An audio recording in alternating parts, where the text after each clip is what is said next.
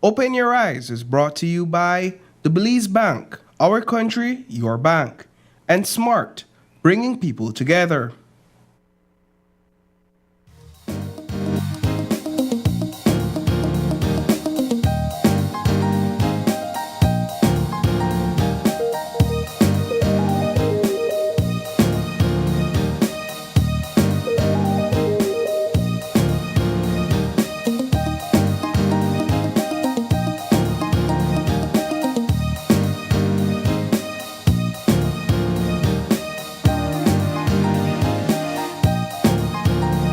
Live from the GBM studios in Belize City, it's Open Your Eyes. Start your morning right with your hosts, Sabrina Daly and Paul Lopez.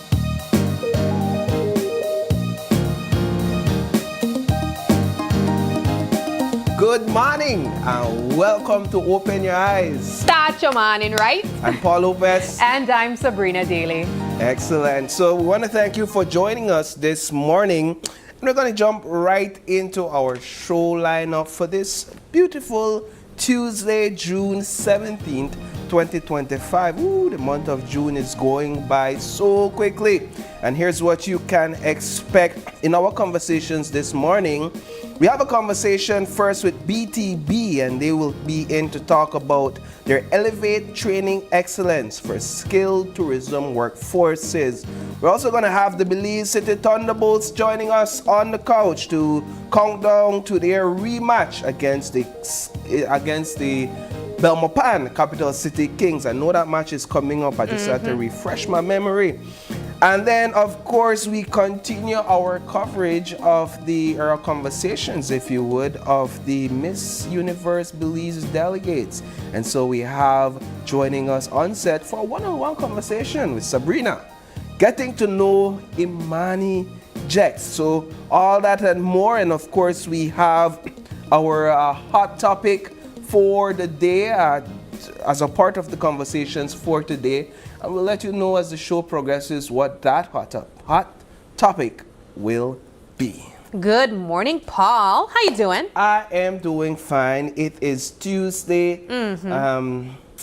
It's not too hot this morning. It's cool, actually. Yeah. And so I have my cup of coffee. There's nothing like a warm cup of coffee to start a really cool morning like this. I know in Belize City we got a lot of rain last night. Yeah. Even some this morning. Even some this morning, and the winds outside, they were huge. It was big winds, huge winds.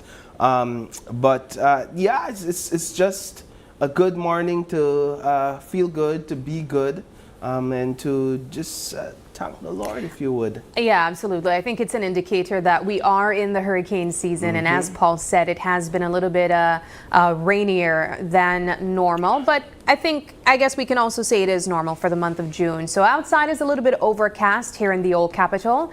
If you have not left your homes as yet, you might want to take a layer with you just because it's a bit cooler, or just get an umbrella to protect yourselves from any possibility of rain. But we will be getting an official update as well from the folks at the Met Service a little bit later on in the show. What we do want you to know, though, before you leave your house are these 5 things. Starting off with the BNTU president maintaining we ain't opening any classrooms. Also, Belizean residents concerned about surprise semi-submersible drilling unit. Damari Tesakun celebrates journey from burn victim to medical degree. Such a beautiful story that was aired last night in our newscast.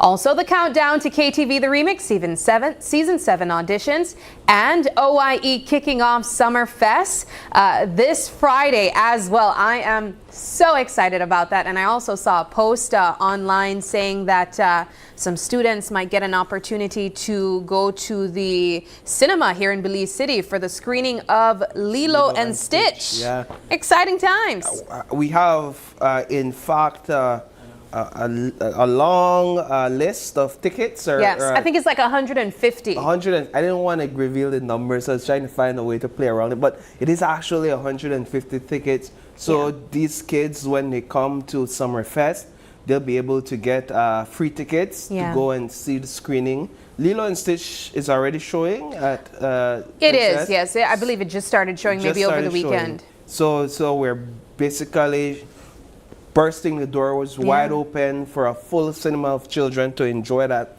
Yeah. And of course, the only way you could get those free tickets is to come to Summerfest. And believe it or not, we are only 3 or 4 days away. It's on Friday morning, so it's 3 days literally from that event. And it promises to be filled with loads of fun, surprises, a lot of prizes. I see them. The organizers in the building packing stuff away and putting stuff During Summerfest together. time, the building is always like loaded with stuff to give away. Loaded with stuff, and it's all about preparing for the kids and ensuring that they have that fun setting. Yeah. And the thing is, this is to launch that summer holiday, because while some schools, including high schools, are out right now, the primary school students in government schools, their summer officially begins next week, Friday, right? So we're going to start the celebrations this week. Next week, you're going to school and you will say, teacher, I don't feel like doing nothing this week because Summerfest done got me in a summer vibe. Right? I know, I love it. But speaking of just some of the topics that we think you guys should know, we also have a poll online on Facebook that we are asking you guys to engage in. The question is, what's your biggest financial struggle right now? These are the options we're asking you to choose from. Food prices, utility bills, rent or mortgage, and school/children expenses. Again, the question is, what's your biggest financial struggle right now? Our Facebook page is Open Your Eyes BZ. We want to hear your thoughts, and simply click one of these options on the poll. But Paul, moving along, we do know that one of the pressing topics that are still being discussed at this time are the BNTUs, or the unions in general, and what is taking place as it relates to their conflict, stating their demands, and trying to negotiate and come to a resolution with the government of Belize. We've been reporting this continuously. We've also heard your thoughts on Fridays when we had our What the Friday show. And it's been a mixed bag of people supporting the teachers and people siding with the government. With that, Paul, you would also know that campaign ads would come out. The government is stating their views when it comes to the unions being, I guess, what they would call a bit more unreasonable, stating that if the government would meet the demands that the teachers are requesting, which is an 8.5% adjustment, not an increase, but an adjustment, as they are saying, this would come at a hefty price for the government, which also means an extension of the taxpayers. We would have to pay, as we heard from Nadia Kaliz last night, starting at $15 million to now $100 million. Yeah, so what she did there, she's basically, in her view, calling out the government on what she says is their bluff in that. Yeah, they're bloating it. Yeah, so they went from 15, and that $15 or $12 million figure is what was presented on this couch when we had that conversation with the CEO and her chief. And as time progressed, we learned of the 1% move for every $7 million for every 1% move. That's according to Joseph Waite, the financial secretary.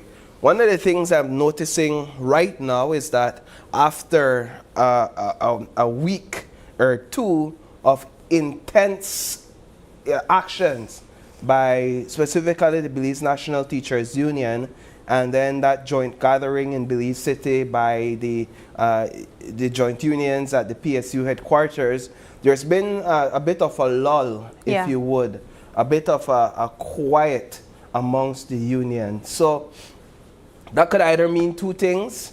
It could mean several things, actually. I'm not here to speculate, but I think that based on what Ms. Callis said in her weekend live, this was a live she did on Facebook, she said that parents are asking that the teachers work with them, and that the parents are saying that they will work with the teachers. Yeah. She's saying that the parents are saying that we support you all and we understand your plight because it is our plight as well. So what I suspect is happening here is that for the sake of the parents and for the sake of the teachers, the students, the teachers are saying, let us stay in the classroom. Let us maintain our presence in the classroom, get these kids through the final few weeks of school, and while we do that, we'll find other strategic ways to ensure our voices are heard. The BNTU on May 14th submitted their 21 days notice of strike action. I think that the regulation that speaks to that doesn't require for them to do that, but they did that, and that 21 days, because it's the 17th of June today, has passed, right? Yeah. So with that notice, they're well within their right to engage in this level of strike action, and I wouldn't be surprised if you see that happening sometime soon. The PSU, on the other hand, they submitted their 21 days notice last week. So the PSU is in a different position because, unlike the teachers who go on summer break, the public officers, they work throughout the summer, if you would, right? And so that's they're one in of a different position there. And you just pointed out something that I've been kind of alluding to. I think I even mentioned it a couple weeks ago, where I was saying that I'm most interested to see how these demonstrations will play out during the summertime, because the kids won't be in the classrooms. We heard from Nadia Khalid saying that, they ain't opening any classrooms, but technically they don't need to be open. I think, though, what I will also be looking at is to see how these demonstrations play out during the summertime, because we've also heard from teachers saying, hey, don't think that during the summertime we don't work. No, not only that, but you don't need children in the classroom to do some of what we've seen them do. Yeah, I mean, are they going to be preparing their classrooms for the new school year? Yeah. Are they going to show up at their trainings that they have to do? Yeah, well, it might only affect them and their CPI, etc. But you don't need children in the classroom. I'm no proponent of it, but to block highways. Very true. To have mechanical issues. You don't need children in the classroom to march through the streets. That's all I'm saying, right? But what's unfolding right now is interesting, because it has taken sort of a political election period twist.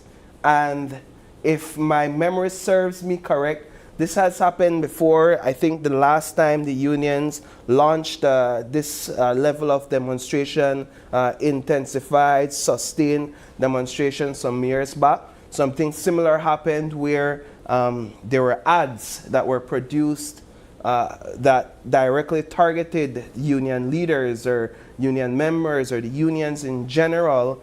And Ms. Callis said that this is not going to play in the favor of those behind these ads. And to an extent, I agree.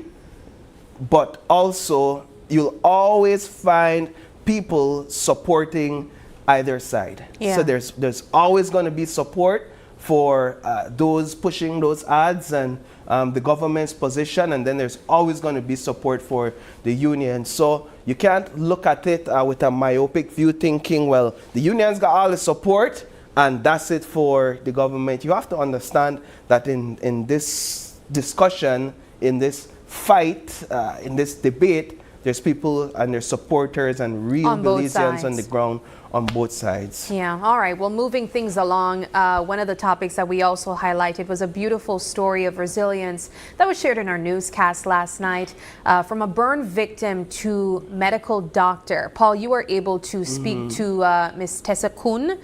She's a recent graduate from a university in Taiwan, and she has such an inspiring story.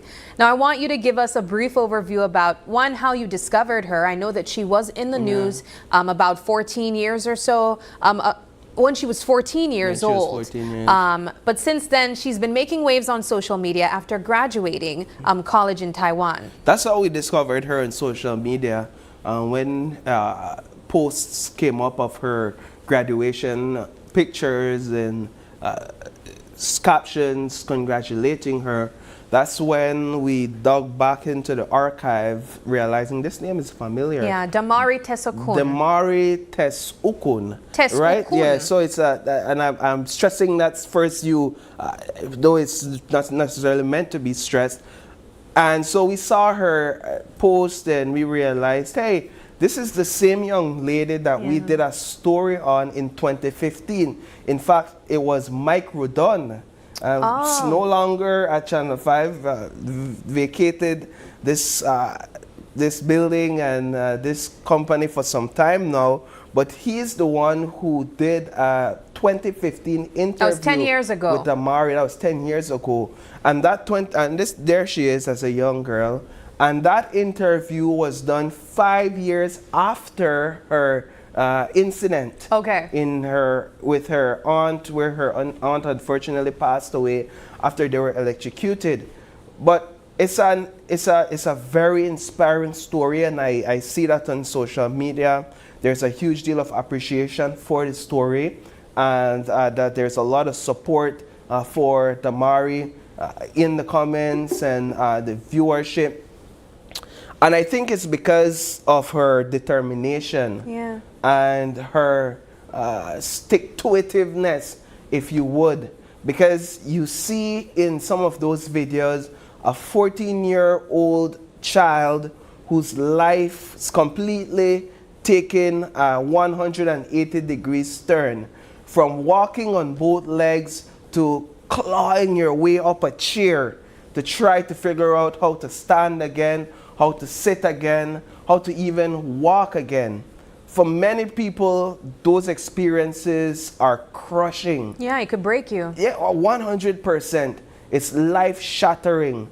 But she has been able to show all of us and teach us that even in the midst of these huge adversities in life, and even when you have these big feelings, which you can genuinely acknowledge and accept in the midst of these things, that all of that for you or against you, you can still accomplish your dreams. You can still go after what it is that your heart truly desires. And one of the big things for her was the support system that she has around her, her family, her friends, etc. Well, I want to pivot really quickly and move along maybe some miles away from Miss Tessa Okun and highlight Miss Isigeri, that also made waves on social media during this week as well. That was after she posted a video on social media. Her name is Rivi Isigeri. And she is currently studying in Taiwan. She's also Belizean,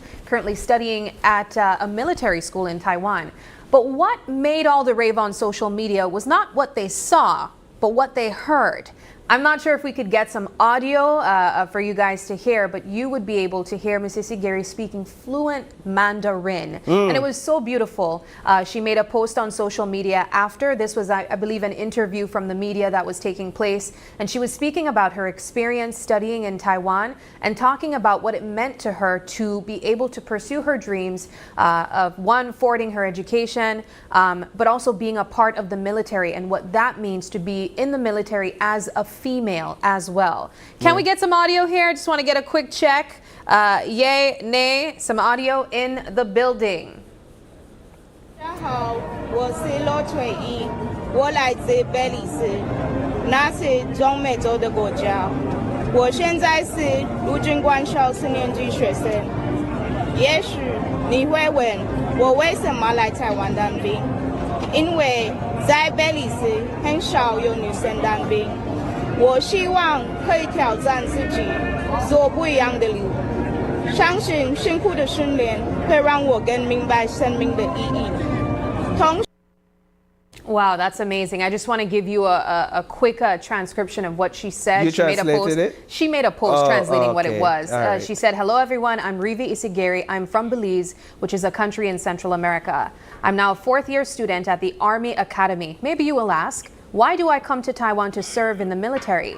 Because in Belize, there are very few women serving in the military. I hope to challenge myself and take a different path. I believe that the hard training will make me understand the meaning of life better." She also went on to further thank her support, being her family and many other people behind her, and just speaking about what the experience has been like being in the Army Academy. So she's also in Taiwan? Yes, she is. I told you, just maybe a few miles away, a stone's throw away. Right, or maybe much further, because I think when you go to study or engage in any of these activities in that part of the world, it is required or at least advised that you learn the language and that you Yes. take some classes.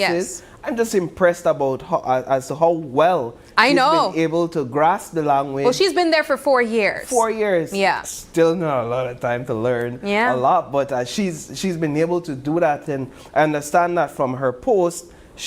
One of the things that helped her was that she was given the responsibility of helping to train or introduce or bring in new recruits. Yes. Right? And so with that, she would have had to engage them in their language. So that was another challenge for her. And so it's just beautiful to Absolutely. see that our Belizeans are out in Taiwan. And can we big up the government of the Republic of China, Taiwan, Yes. for this level of relationship, bilateral relationship with Belize, and the support they give to Belizeans. I think that's just worth mentioning. Absolutely. Well, that does it for some of the things we think you should know before you leave your homes. Let us know in the comment section your thoughts on this. We do got to move things along, though. We have a weather update for you. As we mentioned, it's a bit overcast outside here in Belize City. And so let's see what the official report is going to look like.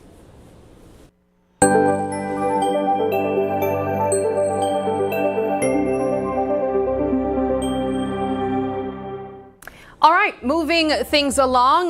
Today is looking like partly cloudy to cloudy skies, and tonight as well, with some cloudy spells tomorrow. A few showers and isolated thunderstorms will affect mainly the south tonight, then mostly central and southern areas tomorrow. Elsewhere, shower activity will be generally isolated. I know it mentions in the south, but I can tell you here in Belize City, it's still looking a bit overcast outside, so definitely take heed to any possibility that there might be some showers here in Belize City. But as it relates to today's temperatures in the coast, there's going to be a high of 86 degrees Fahrenheit with a low of 81. Inland, as high as 92 degrees with a low of 74. And in the hills, a high of 78 with a low of 68. And I also know when it comes to the showers, we do tend to get cooler temperatures as well. But the astronomical forecast, the sun rose this morning at 5:18 a.m. and it's set to set at 6:29 p.m. The moon rose or will rise at 11:35 p.m. and it is set to set at 10:55 a.m. The marine conditions. Now the sea state is moderate to rough and the winds are blowing from east at 10 to 20 knots. Now the tides, today's low tide will be at 8:10 a.m. and a high tide at 2:01 p.m. Another low tide is going to be at 9:08 p.m. and tomorrow a high tide at 3:23 a.m. Now that does it for our eye on the weather. As we mentioned, please take heed to the information. If you have not left your homes as yet, I suggest take an umbrella out just in case you get some showers wherever you are in the country. Moving back over to you, Paul. Excellent. Thank you for that weather update, Sabrina. Excellent showcase there. What we're going to do right now, though, folks, is we are going to take a break. You want to stay tuned because we have more Open Your Eyes when we come back.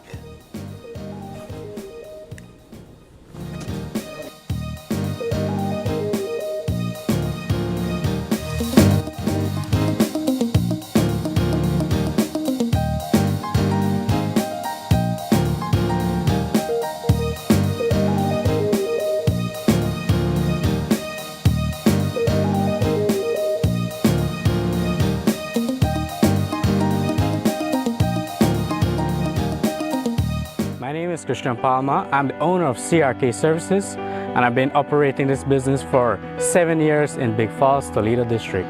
I use the Belize Bank online services because it's quite fast, reliable, and easy. Before I started to use the Belize Bank online services, I had to make a lot of trips into town, which cost me a lot, especially fuel. So the fact that I have to use my credit card every day, I can do an online instant payment and make my life easy. My customers can do payments towards me and it reaches in instant. It's fast, it's convenient for my business. I don't have to be up and down. I can do it anywhere I want. I would recommend you using the Belize Bank online services because for you, it will save you a lot of time.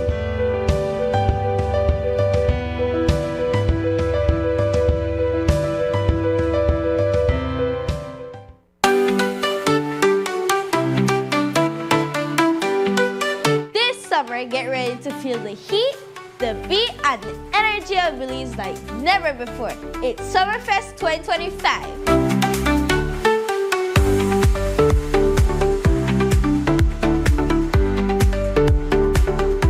Live performances from Belize's most talented kids.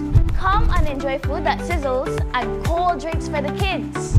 Cultural displays and loads of giveaways. Join us at Memorial Park in Belize City. See you all at 6:30 a.m. on June 20th for Summerfest 2025.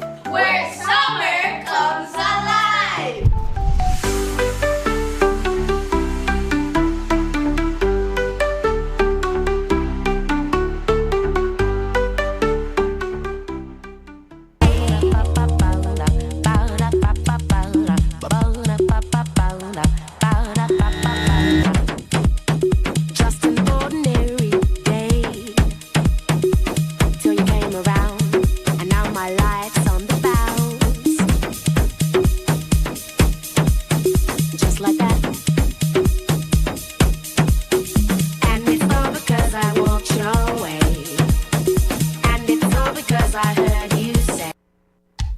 Belize is kicking off Father's Day with popping deals for dad. In the month of June, visit a Belize near you and get 19 to 25% off selected items such as Milwaukee and Axie power tools, Charbroil barbecue grills, car care products, Karcher pressure washers, and much, much more.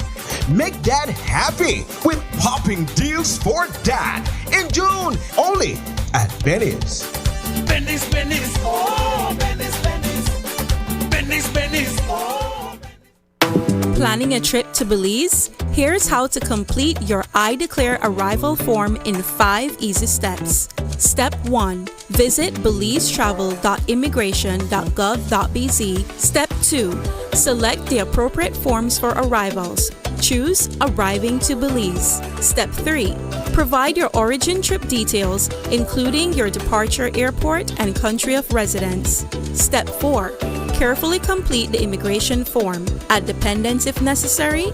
Declare baggage, currency, and merchandise, and confirm your entries are correct. Step 5. Download your completed form and take a screenshot of your QR code and reference ID to present to the immigration officer. Thank you for using Belize iTravel. Safe journey.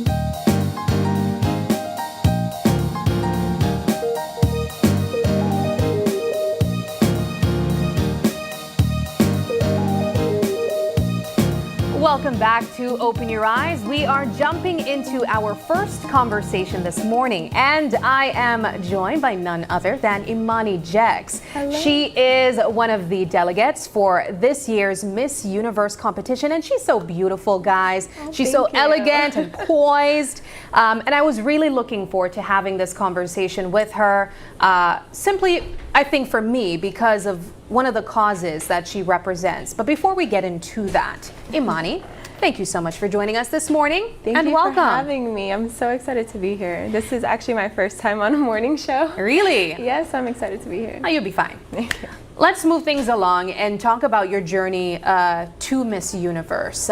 What sparked the interest in the first place? So what sparked my interest is really my purpose. So growing up, philanthropy has always been a part of my life, and I knew when I moved back to Belize, I wanted to continue that journey. And this platform has given me the opportunity to not only showcase my beauty and my, poise, but also my heart. And child education has been something that has always been so important to me, mainly because growing up, I had a stutter, and I knew that I had to fix that. So I took 2 reading classes every year to fix my speech, and without those resources, I really would not know where I would be today. So you care about child education. Yes, I do.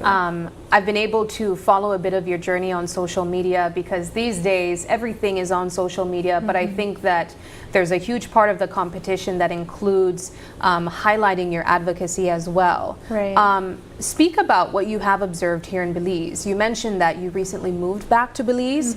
What has been your observation as it relates to child education or the lack thereof? Yeah, so my community has been my eyes and my ears from the time that I wasn't living here. So really connecting with my community, I realized that there were many gaps in the education system. And it's important to know that education must be met in many ways. Basically, in rural areas and smaller villages, I've noticed that a lack of nutrition, as well as educational resources and classroom buildups were a common cause that I saw. And I wanted to feel classroom buildups? Yes. So basically, better desks, chairs, things to make students feel comfortable to really focus on the lesson. Do you believe that some of these challenges that you've observed in a rural community, which you come from, might be similar or different from what children face in urban communities? Because this is a challenge across the board, right? But some might say the experience is different. Yes, absolutely. It's different in many ways. One, when a child walks out of their house, they see their environment. It's totally different what they see in more other areas that are not so rural. And mainly these students are focused more on survival, not on education. They're wondering, okay, where's my next meal going to be? Do we have, the proper resources for clothing or a roof over our head? So it's important to know that there's so many aspects and things that are coming in between a child and their development. How challenging has it been, if it has been challenging, to be the light in this entire process, to ensure that kids, their needs are recognized and them being able to get a decent meal when they go to school, or to simply advocate for children getting an education? Has it been a challenge? It has been a challenge, but I do feel that I've always been an innovator. Okay. So one of my hugest challenges were really getting my mission out to the Ministry of Education or bigger stakeholders, but I knew that I could not take no for an answer. So the programs that I have initiated, I've connected with my community and I've built my programs. I have a feeding program where we feed 40 students weekly, and I just initiated my reading program that will continue throughout the summer vacation. Now I have to touch really quickly on what pageantry has been like for you. Is this your first pageant you're taking part in? Yes, this is my first You really pageant. stepped into the big league right away, Yes, girl. I did. What has that been like? Oh, it's definitely been a beautiful experience. It's me getting out of my character, really stepping out into facing a fear, because I do have a fear of speaking publicly because of my stutter that I had growing up. But throughout this whole experience, I've learned to become stronger as well as a vessel for my community. And I know it's for a bigger purpose. Yeah. Being on stage, having this platform, this stage that I'm going to be walking on, I know that I'm not only walking for myself, but for the children that I serve. That's beautiful. I want to talk about some of the activities that have been taking place. Yes. I saw most recently you guys had kind of like a rodeo experience, gosh, being yes, we cowgirls. Talk about the different experiences that the Miss Universe organization has provided to you guys, and how it has prepared you for the final day that is coming up, or even pageant week, because I understand that's next week. Next week, right. All right. Yeah, so I feel that the board really gave us an amazing experience with the intensive weekend, as well as just different activities throughout our journey. It's given us an opportunity to understand what it will be like if we were to be crowned Miss Universe Belize, just all of the press and the media, as well as really connecting and discussing with different businesses, connecting with them, and really building a relationship. I want to highlight really quickly the aspect of connecting with businesses, because I think that gone are the days where delegates try to fit the bill on their own. You now have sponsors. Yes. And so these businesses come in and they collaborate with you guys. How do you go about selling yourself as a person that this business or the private sector should support, because it supports a bigger picture? Yeah, I feel that most businesses around Belize, they want to support, they want to see a better Belize. So when they see someone like me pushing for child education, pushing for a better purpose, they want to get involved. They want to see real change, and they know that they can entrust in me to fill that purpose. Now, how prepared are you? Do you feel you're prepared for next week? I feel super prepared. What has been the most challenging part of it? The most challenging, I would say, surprisingly, getting my walk. Really? I feel that. That would probably be it for me too. Walk. What's so important about your walk is it shows your personality. Okay. And everyone has a different personality. So I can't say, oh, I want to have, the same walk as maybe Destiny Arnold or, any other previous title holder. My walk is specific to me, and I have to showcase my personality throughout my walk. What do you think your walk says about you? I think my walk says that I am confident, poised, as well as just fun and goofy and giggly.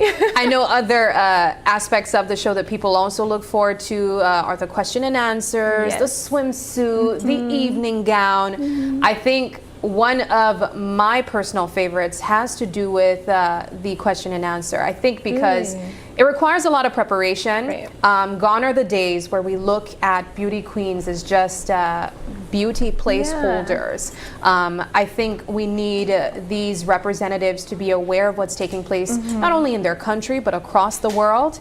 How do you prepare for something like that when the question can really be anything? It could be local, it could be international. Yeah, I feel what you mentioned earlier is so important, where you said that pageants are more than just beauty. And I really deeply feel that, because it shows your heart, as well as knowing that you are more than just a pretty face. And sometimes being seen as just a pretty face can be damaging to the soul. So when you're prepping for a question and answer, it's important to do your research. A lot of it comes from knowledge. You have to be knowledgeable about what's going on in the world, as well as your country. And reading a lot of papers and documents about real issues that are happening in our world. And that's how I prep. I do my knowledge, I read, I research.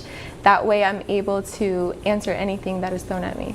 Do you think you'd be the next Miss Universe Belize come, when is the date? The end of the month? June 28th. June 28th. Do you think that you will be the next Miss Universe Belize? I know that I will be the next Miss Universe Belize. All right. Loving the confidence here, girls. Now I know that you have a game for me. Yes, I have a game for you. All right, let's dive in. So I heard that I will be tested on some primary school level questions. Yes, so you she will. just embarrassed me right away. So if I don't know any of these, or if I don't know one of them, that means I don't know what it means. I graduated primary school like 2 decades ago. I think you'll do really, really good. All right, let's go. All right. So I'm also told that I win this basket. You will win the basket of school items. Okay. And you will be able to gift these to a family member or someone in your community that will definitely benefit from All right. this. Well, that's a promise already. I will be gifting this basket if I win. Yes, and this comes from Food for Thought. It's my nonprofit organization, and we do a lot of philanthropy work as well as giving back. So if I want to give back, I have to ensure that other people want to give back too. All right, fabulous. Let's go. All right, so we're gonna start off pretty easy. Pretty easy. I know you know this one. Okay. In what year did Belize gain independence? Remember, we have to know our knowledge about our country as well as globally. Belize gained its independence in 1981. Good job. See? Thanks. You got the first one down pat. Okay, don't ask me anymore after this. All right. Second question. Yeah. If you have 3 dozens of eggs, how many eggs do you have? Oh my gosh, that is so difficult. Really? So, I'm kidding. So 3 times 12 equals 36. Good job. And I should know because I eat a lot of eggs, guys. See, that's amazing. Yeah, So, I do. yeah. I meal prep. So nice. I eat up to like, I buy sometimes 8 dozen eggs. Oh, wow. And you look amazing, by the way. Thanks. You're Okay, welcome. move on. Next question. How many syllables are in the word education? Education. 4? Yeah, and you know, there's a game that I like to do with my kids when we go over syllables. It's called the clapping game. Oh. So education. Yeah, and then we count them together. Okay. So yeah, that's a fun way to get That's your also how I syllables right. practice to spell because. Really? You know, there are some words where, as a kid, when you were trying to spell, you just had to either memorize it. Right. You Sight couldn't actually. words. Yeah. Mm-hmm. Yeah. Next question. What is Belize's national flower? The black orchid. Good. And do you know that the Miss Universe Belize crown I do. showcases the black orchid It's on beautiful. its crown? It's amazing.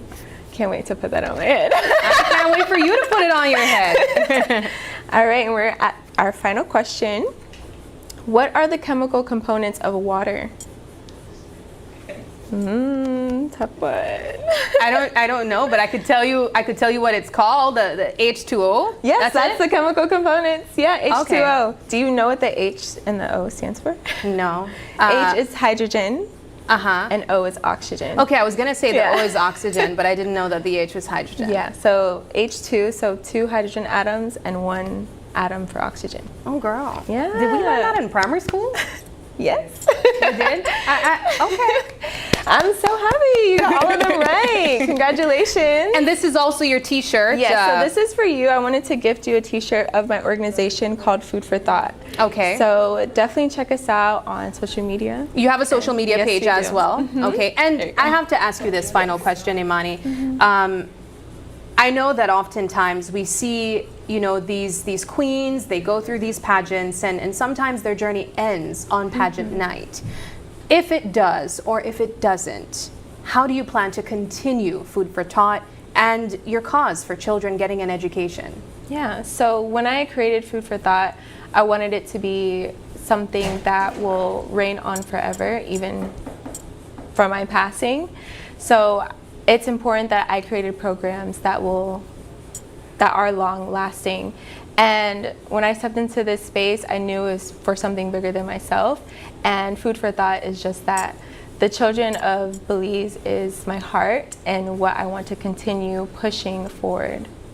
Beautiful. Thank you. So you put me on the spot. I got to put you on the spot, and I'm going to try to think of a question that could potentially be asked on pageant night. All right, let's hear it. All right. Now, there are so many things that could be asked, of course, not only locally, but I want to keep it a bit more on the general side, something that can affect women, but everyone in general. Yeah. When we think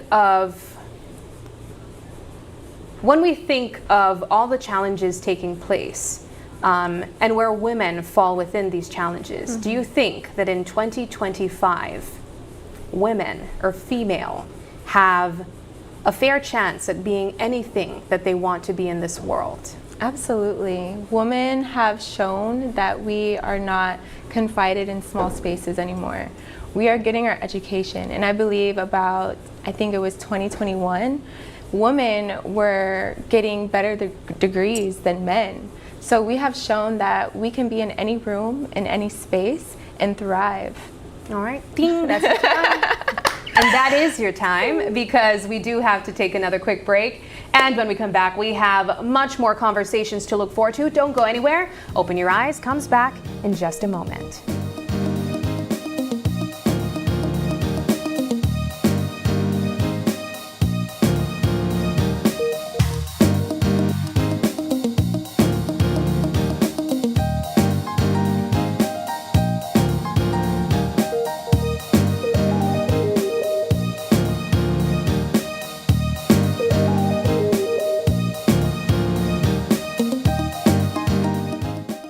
All be safe during the rainy season. Belize Electricity Limited reminds you that heavy rains can cause flooding in your neighborhood and on roads. Avoid driving or walking in flooded areas, which can have hidden dangers such as debris and fallen power lines. Belize Electricity Limited cares about your safety. Please stay safe.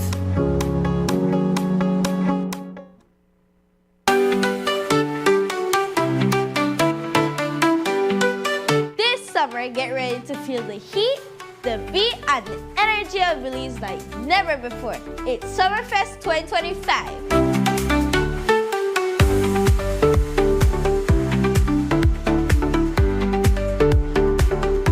Live performances from Belize's most talented kids.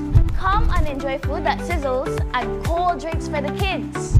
Cultural displays and loads of giveaways. Join us at Memorial Park in Belize City. See you all at 6:30 a.m. on June 20th for Summerfest 2025. Where summer comes alive!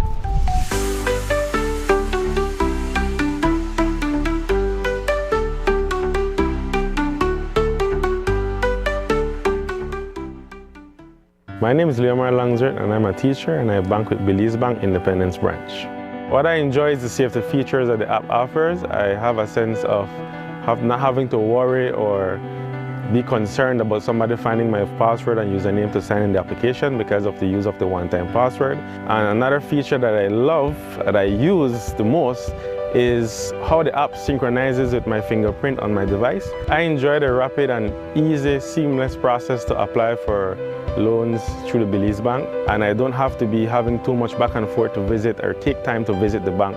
They also start to offer the online applications through the app for loan applications, which I believe is very neat. I would definitely recommend Belize Bank to other teachers because one of all the features and advantages that the app offer. With these online that Belize Bank offered is basically everything that you can do in the palm of your hand. So I would definitely recommend the bank to other teachers.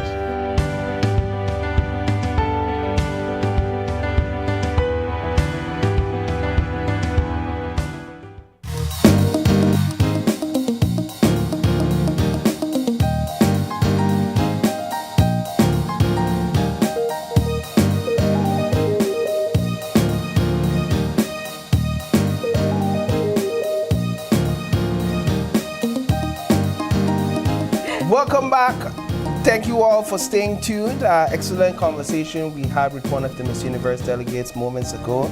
Switching things a bit, this time over to the Belize Tourism Board and their Elevate Training Excellence for Skilled Tourism Workforces. And we're joined by Ms. Vanessa Jacobs Morey, who's a capacity building specialist over at BTB, as well as Lloyd Enriquez, the Director of Cruise and Capacity Development, also at BTB. Good morning to both of you. Good morning. Good morning. Good morning. Thank you so much for joining us. Thanks for having us. Let's start the conversation with the importance of having skilled tourism workers in our industry. Why is this important, and what do we mean when we say skilled tourism workers? Thanks very much, Paul, and good morning to everybody. So, first of all, I have to put a plug for tourism, right? Of course. Tourism is a major revenue earner for Belize in terms of foreign exchange. Some estimates put it as high as 1.2 billion annually. And that is direct and indirect spending. There are over 25,000 persons working in the tourism industry and affiliated industries. So not only accommodation, there's transportation, planes, tour guides, tour operators, restaurants. A lot of people rely on tourism for a living on a daily basis. So you asked the question about the workforce and what we're trying to accomplish here is to build capacity within the workforce. And what is different, right? So Belize Tourism Board has always been doing training, right? We've been doing it for over 20 plus years. So what is different this time around? What is different is that we're using a different approach in terms of we've signed an MOU or MOUs with 2 internationally accredited and recognized institutions. So the training that will come out of this will see our people be internationally recognized and accredited, right? That's a main difference. So what are these 2 institutions? The American Hotel and Lodging Education Institute. So the American Hotel and Lodging Association is world-renowned, well-respected throughout the world. There are many countries like Jamaica even who uses this platform for their training. And the other platform is the American Culinary Federation. In the second part, we'll talk about the culinary aspects. But those are the two main platforms that we're going to use to deliver training and raise our service level to another level. So what does what do these organizations look at for accreditation so that we understand perhaps how our products would be elevated or affirmed by these accredited bodies? Right. So this is what they do in general, right? This is what they do overall. One of the other things that they do is offer a career path, right? They offer a clear learning pathway for practitioners in the tourism industry. I will use that terminology. Some people get upset when I use it, but a lot of us have stumbled into tourism, right? We've not necessarily been trained from very early stages. We find tourism, we love it. We're out there in the field. We love dealing with people, but did we get any sort of formal training? Chances are you'll hear that the answer is no. We've learned along the way. And so this offers us a platform to truly be practitioners in the tourism industry. And the career path portion of it is that they offer frontline training. So there's base training. You start at the frontline, stuff such as being a restaurant server, for instance, or being a front desk operator, or being a guest room attendant. Then you can move right on up. You can move up to supervisory level. You can move up to managerial level. You can move up to an executive level. Many times we have people come into Belize to run our resorts and hotels because we don't have the talent, or we don't have the trained persons. We have the talent, but we don't have the trained persons and certified persons. So here's a platform that offers one to move right on up and create a career, a formal career with true skills, competencies, knowledge to run hotels. It's interesting that you said that, because one of the questions that I would obviously ask is, how does that pair or compare to a person who might join a business with an associate's in something related to tourism, or maybe a bachelor's in tourism management? Does it have the same level? Yeah, so very good point. What we've done in Belize over the years is we've gone a little bit too much academic, right? And so when these persons graduate from junior college or even the university, they lack critical skills on the ground to be operational. So this is where this platform comes in. We're talking about on-the-job skills that you can use on a day-to-day basis. Let me just bring Ms. Vanessa into the conversation, just to get your thoughts, first of all, on this approach with the American Hotel and Lodging Educational Institute and the Caribbean and Latin, well, that specifically, just the two MOUs, and in your view, as the capacity building specialist over at BTB, how this helps to advance our product and our offerings through the people that work on the ground. Yeah, like Mr. Lloyd mentioned, you know, this approach, we've been doing training, right? We've been doing training.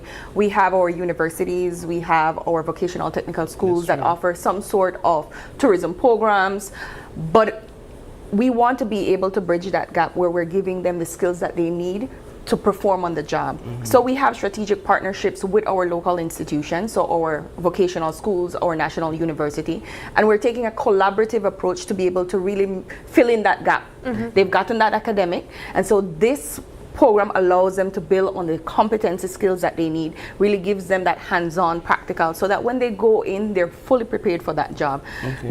Our stakeholders, they always invest in training, right? You learn on the job training, which is going to be specific to your property. But this program really allows them to perform, to get in and not be completely green to the hotel or completely green to the industry. We're also adding to the program to elevate the program, that if you're new and you're joining, you have to do internship, right? You have to do on-the-job training because it's new to you. So before you just get a degree, you go in and then you find out, you have to do your internship and you be able to get that experience. You're also going to be taking a Belize course. So a Belize 101 course is being developed to enhance their existing program because, hey, you need to know your country. And that would make sense. Right? You're front line, so we need to have a conversation, you know, a little bit. And like he mentioned, you know, people stumble into tourism, so they might not have this information. So this is a well-rounded approach. So it's not just the program from our partnering institution, or international partners, but it's an entire program that we're building that has a Belize component, their core courses, and on-the-job training. So what are some of the courses Correct. then that persons will be taking part in. Yeah. So we're going to be doing 2 tracks. We're going to be doing hospitality and lodging track, which includes the front line. So you'll have for front desk, you'll have for guest room service, guest room attendant, and you'll have for restaurant server. And in those entry-level courses, you'll have to do the Belize course, your on-the-job training, you'll have to do a customer service goal. Because of course, this is a service industry, so it's important for you to do that. Customer service goal? Yes. Yeah, that's the name of the course. That's the name Okay. But it's really about customer service and us being consistent in delivering customer service. You know, many times we have, in exit surveys, we have people tell us that Belize people are very friendly. I was going to say that. Do we need it? No, I don't think so. Genuine, and that is not the question at all. It's Yeah. about delivering consistently good service. And many times, even in a hotel or a restaurant, one person treats you differently than another person, right? So it's about giving the training so that we have that evenness and consistency in terms of our customer service delivery. We're warm, we know this. Yeah. But what about consistently doing it across the board so that the experience is very So that's good? customer service That's goal. a customer service Yes. goal. What else are we looking at? So that's at the front line. Yeah. We also have for our existing supervisors working in the industry. You're already in the industry, you're already performing, you're already supervising. So there's a supervisory course available. And just like we mentioned earlier, it's a pathway. So you start at front line, then you look at supervisory, then you can go up to management, executive head. And so that's the pathway. But we're starting at the front line. And that's for the hospitality track. Then we also have a culinary track. Yes. Talk about that one. Yeah, go ahead, man. So with our partnership with the American Culinary Federation, I always tell people, Belizeans know how to cook, right? Yeah, man. We got flavor, right? That's not an We're issue. great cooks just as much as we are warm people. Exactly. So with the American Culinary Federation, it's really the program focuses on teaching you strategies, techniques, the food science, the gastronomy of food industry, but not flavors and techniques. You're learning the bases. So we're going to be exploring 3 programs, which starts at different levels. So it starts at a fundamental level, then you can elevate to a chef de cuisine, a culinarian, and then a sous chef. And then of course you could go chef de cuisine, and then you could go to executive chef. And so it's the same, similar to the hospitality track. For the culinary, it goes on levels, so it creates that career pathway. And you're able to learn the information, but you'll be cooking Belizean food. So you're learning the strategies, you're learning the tools against the standard for that level, and then you're able to apply it. So how do we ensure that what we're doing here is not competing with what's already being offered by some of our vocational and tertiary institutions very as well? As a matter of fact, they're partnering with us. Okay. And, so we've had that discussion with them, and they had the same concern. What we're telling them is this is a cherry on top. So you're looking at the vocational school learning various technical skills. Well, here's another tool in the toolkit that would elevate service delivery. This will make people readily available for employment. Many times employers will say that they're a little bit raw, they still need a little bit more. So here's this platform that gives that a little bit more on top, right? So these are things that you do and don't do on the job. Very practical, very skills-based, very 1, 2, 3, you do this, you don't do that. That's the type of training this is. And it's world-renowned, as I said. These platforms are used even in Jamaica. One of the points Vanessa made earlier that we're very insistent on is like supervisory training. If you're training frontliners, you're not training supervisors, guess what happens? There's no reinforcement of the skills, right? So again, the career pathway and all of that is integral. And I want to make a plug as well too that we've gotten approval from the Ministry of Education. For the first time, we're going to pilot a tourism high school program. Wow. Right? You know that when you go to high school, you can major in chemistry or biology or POB or accounting or where is the tourism, right? Tourism plays such an integral part in our economy, 35–40% of GDP. A lot of people are stumbling into tourism. Well, here's an excellent platform, 3rd year, 4th year high school. We're going to pilot with San Pedro High School, our #1 tourist destination. So that happens, that starts in August.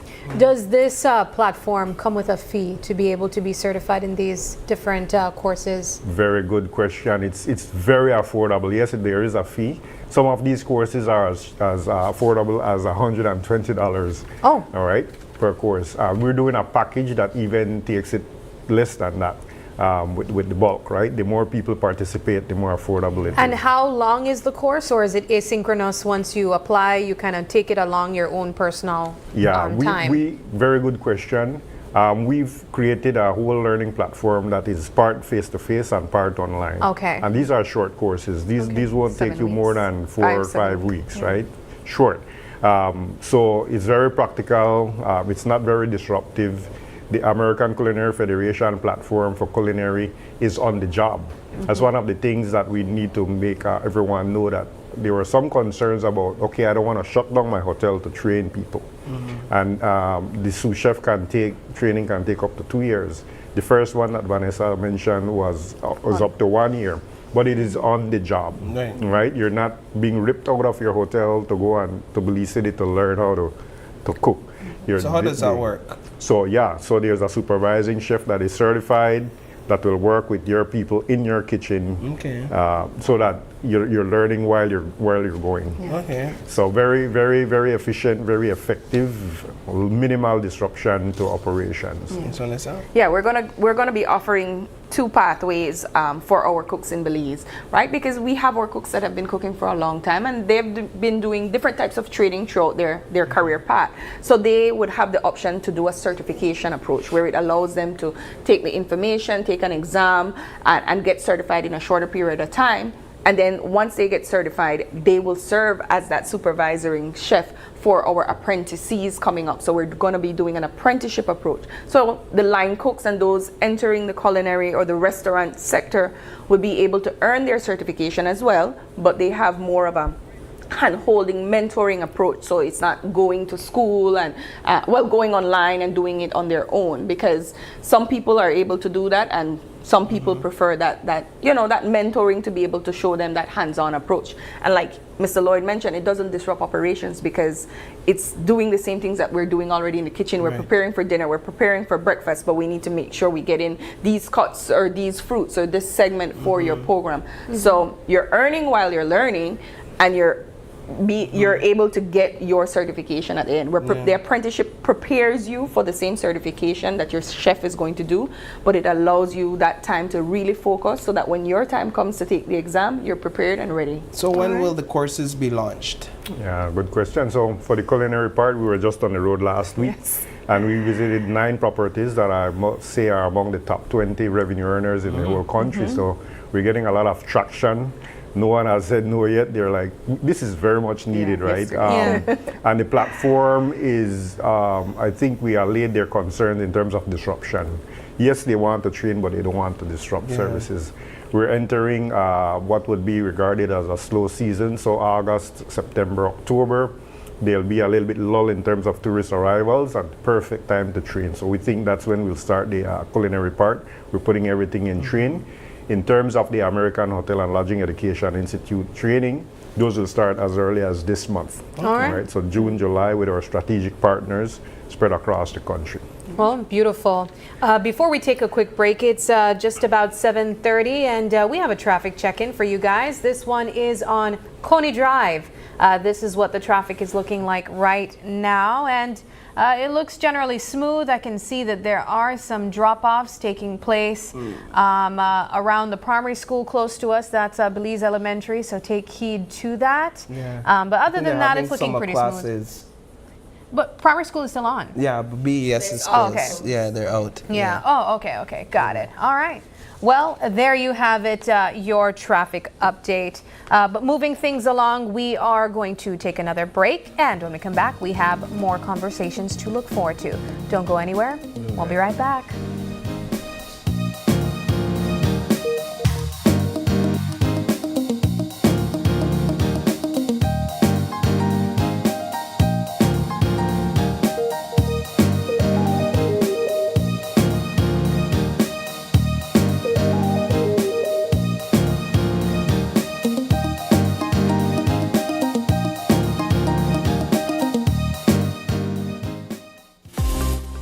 Tech Systems understand that technology isn't just a tool, it's a game changer. At home, smart devices and AI are revolutionizing daily life. In education, tech is making learning more interactive and accessible for students and educators alike. For businesses and government, it's driving innovation, streamlining operations, and unlocking growth, leveraging tech for better services, infrastructure, and security. At Full-Tech Systems, we help you thrive with cutting-edge solutions, partnering with leaders like Dell, HP, Microsoft, APC, Fortinet, Cisco, and Tomy. We deliver the right products for your needs, whether it's boosting efficiency, improving customer engagement, or scaling operations. Connect with us and let's drive innovation together. Full-Tech Systems, your technology center, where you come for the price, but stay for the service. Hey Belizean students, ready to unlock your future? The Social Security Board is now accepting applications for its 2025 scholarship program. Whether you're aiming for vocational technical, high school, or an associate degree, this is your chance. To qualify, you must be a born Belizean accepted to a school in Belize, entering high school, trade school, or college for the first time, demonstrate financial need and academic potential. Don't wait! Learn more and apply online today at socialsecurity.org.bz. Deadline is Friday, June 27, 2025. Remember, only online applications are accepted. Unlock new opportunities for success with a scholarship from Social Security.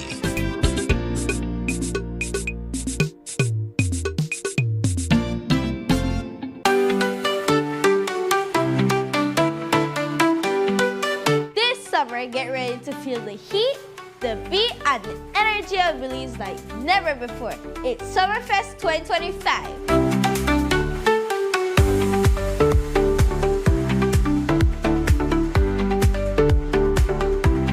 Live performances from Belize's most talented kids. Come and enjoy food that sizzles and cold drinks for the kids. Cultural displays and loads of giveaways. Join us at Memorial Park in Belize City. See you all at 6:30 a.m. on June 20th for Summerfest 2025. Where summer comes alive!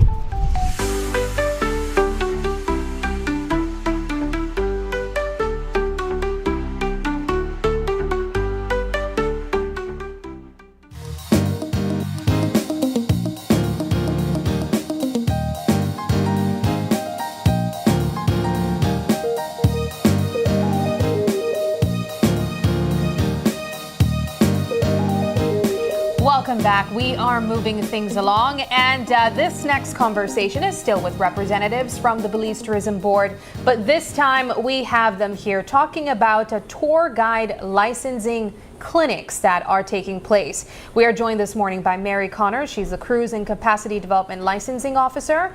Also, another Cruise and Capacity Development Licensing Officer, Sharima Lizama, is here to talk about the clinics taking place. Ladies, thank you so much for joining us. Thank you. And welcome. Hi. Good morning. So this is the third time we're hosting the clinics. I understand the purpose of it is to kind of bring the licensing to the people that are needing to license their tour guide operations. Talk about the first one that took place and why we're deciding to continue this. Okay, the first one take place 2 years ago. There was 692 tour guides that came out, and last year was double that. Wow. So this year we hope that we make more of that, double that from last year. So we encourage tour guides to come out to renew their license. It's not first renewals also. We're encouraging first time tour guides and renewal tour guides to come out to get their license on the same day. What's the general process like to renew your license? So usually you send your documents in online, you scan and send them in online. And then it takes a few days, like 5 days or so. But if you could come out and do your license within 1 day, right, like 10 minutes or so, that's a big advantage. Yeah. But you still have to provide all the documents. Yes. Right, Yes. right. What's the importance of being licensed as a tour guide? So you cannot operate without a license. That is the first thing, right? You cannot operate without having a license. And all tour guides should have their license displayed when you're conducting a tour, and all of them have to work under a tour operator. Because the tour operator is the one who has the insurance to cover the tours. So it's not something where licensed tour guide can operate in and of itself. They Like probably won't independently. even receive a license if they're not, if they don't show that they work for a tour company, correct? Yes, because remember the tour operator have the insurance. The insurance protect the guests and the guide. Tour guides do not have insurance. Yeah. So what are some of the documents, or what are the documents that these tour guides would have to present when they try to license? Okay, so they So the renewal process is the application form, police record, valid police record that's only valid for 6 months, a medical certificate within 3 months time. So we have to make sure the tour guides check their health if they're fit to be a tour guide, CPR first aid, a dive masters if they're conducting dive. We have a tour guide association letter and a payment of $75. That's it. And the association letter usually comes from the tour operator? Tour guide association. We have different associations around the country. How often are tour guides required to renew their license? Every year. Every year. Each license expires July 31st of each year. Okay, so there's a set time. Why is that time in place? Just for our information. It's just that so that we have a set time that all guides know that they have to renew their license at that date. So it's not like a driver's license whenever you Your birthday. Yeah, it's on everybody has to do it after July 31st. Do we know how many tour guides we have in the country? Do you have a sheet with license? Right now we have 2,776 guides licensed at this moment. You know that number right off the top of your head. Well, they are a part of the 2,776 guides. And right how now. challenging is it to get all of them to renew their license? It's challenging.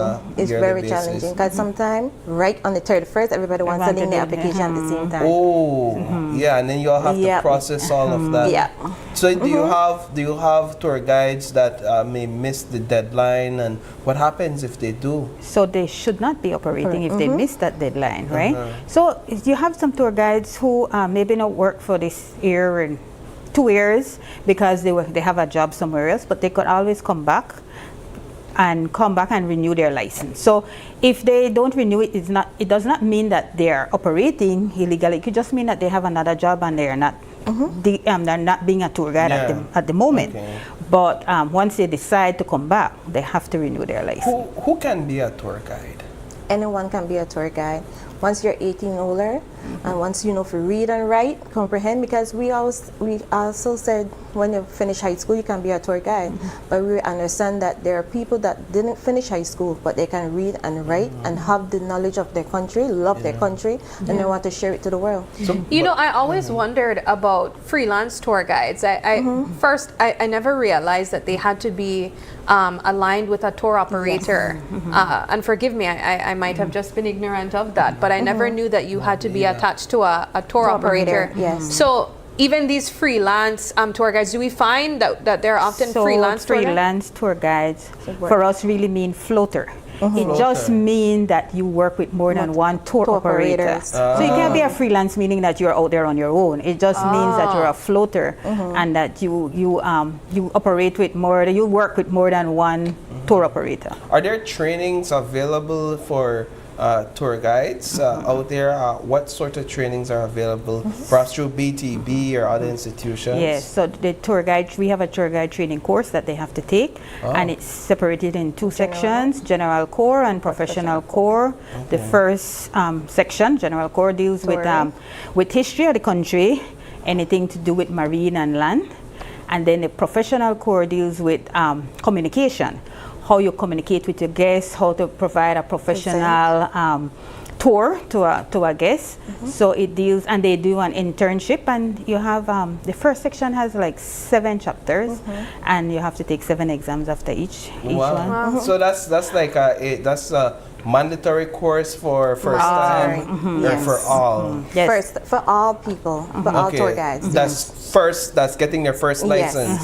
Right. Okay, I like that BTB provides that because it shows that, hey, we're not just dishing out license left, right, and center because you're 18, you could speak well and you know your country. We also want to ensure that you have the foundation necessary to go out there and serve the industry, correct? Yes. That is right. You know, one of the questions I'm curious to find out now is, based on you ladies just knowing from the top of your head how many tour guides are in the country, where do we find majority of our tour guides coming from? Okay, in Kaya and San Pedro, the most tour guides. Okay, and what are they? What specific service are they? Would they be involved in? Kaya mostly in inland, and San Pedro is marine. Okay. But the training covers both. So you could work, if you decide you're doing land tours right now, you decide, well, I want to move to San Pedro and do marine tours, you can do that because the training prepares you for both. Is there a district that we see the least amount coming from? We have PG. PG only have like 43 tour guides or licensed. But you would imagine that there's opportunities in PG. Yes. A lot that are untapped, and tour guides that would be needed in that area. Yeah. So PG is one of those areas. Is there a age limit to being a tour guide? 18. You have to be 18. A limit. The oldest that you could be. So 18. That's a good answer. But I'm talking about.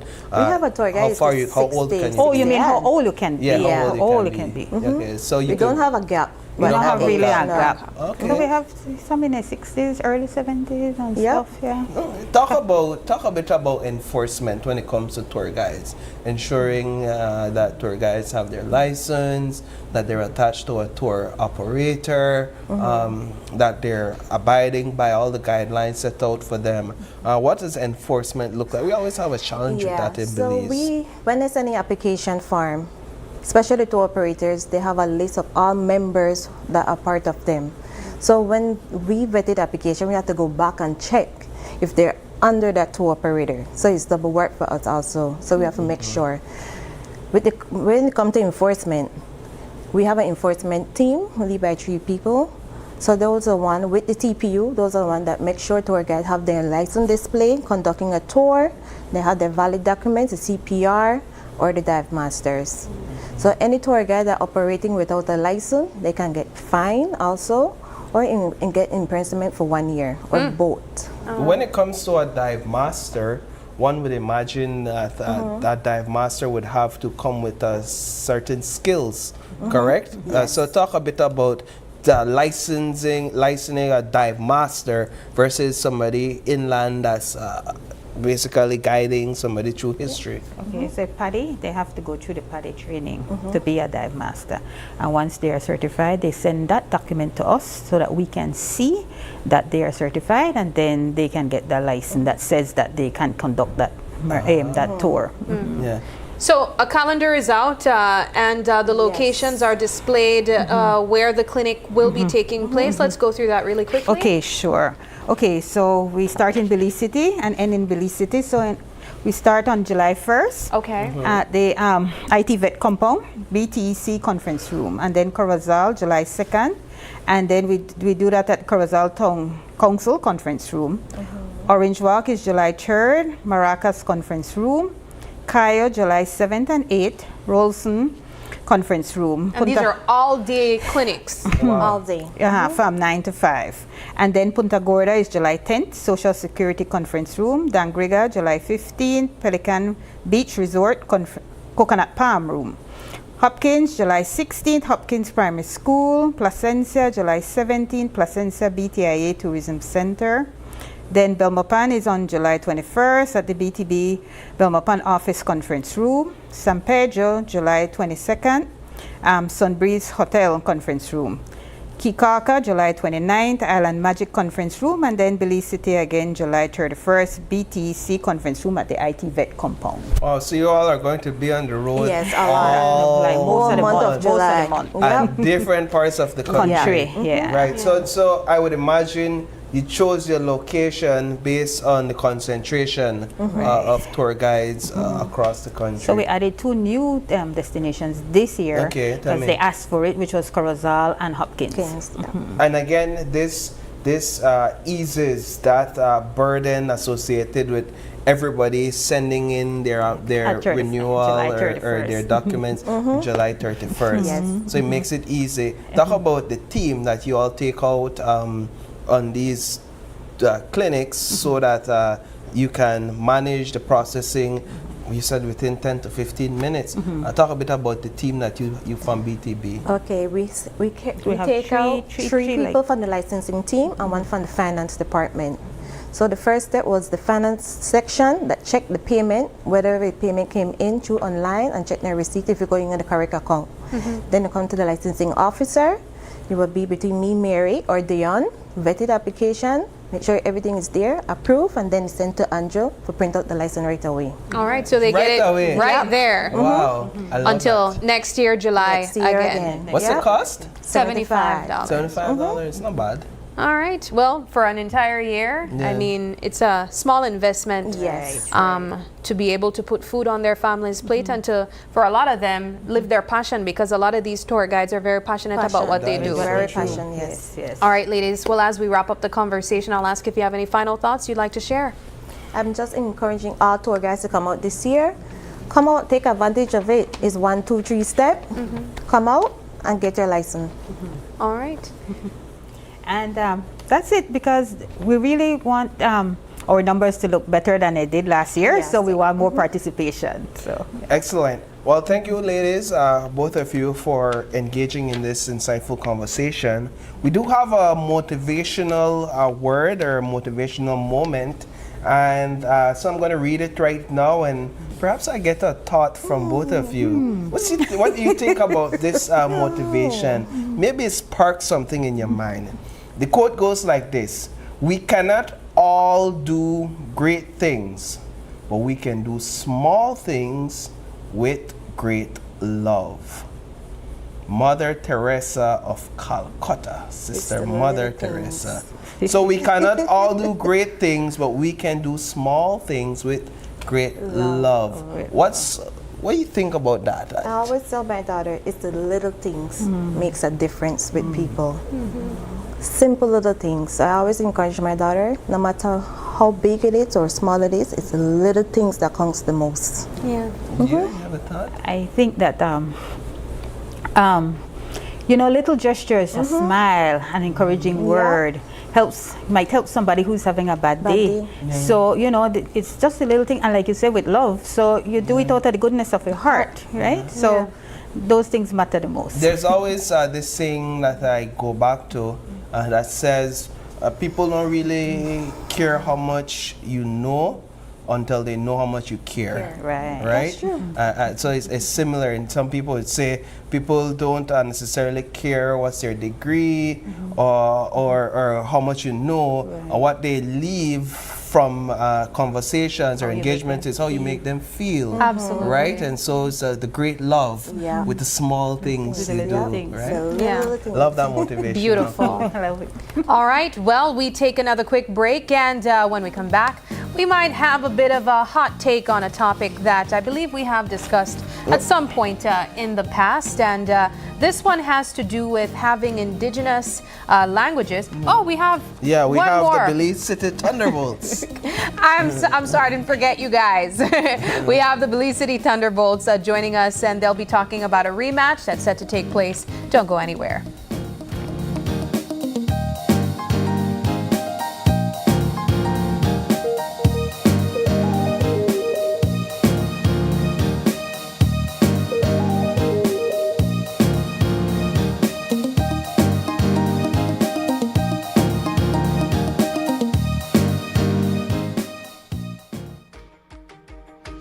In our world that's always changing, one thing stays the same. Our promise as Smart Belize to keep you connected. Connected to the moments, the people, and the future that matter most. With every new tower, our service upgrades, and every new smile, we're keeping our promise in building more than a network. We're building a future, a family as Smart Belize. From Punta Gorda to Corozal, we are here not just as a network, but as your partner in progress. We have grown significantly over the past 20 years, and we just keep growing. Thank you for placing your trust in us. We remain dedicated to providing meaningful connections that bring value in every way that matters to you. We continue to bring people together.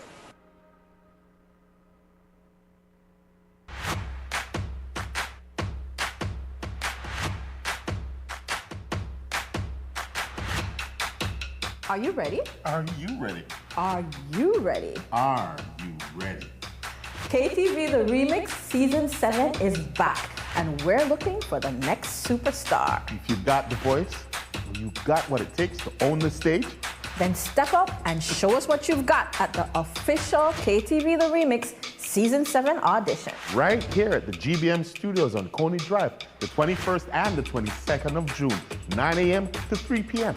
Whether you're a powerhouse vocalist, a smooth crooner, or a soulful performer, your turn to shine under the lights right here to remix your future.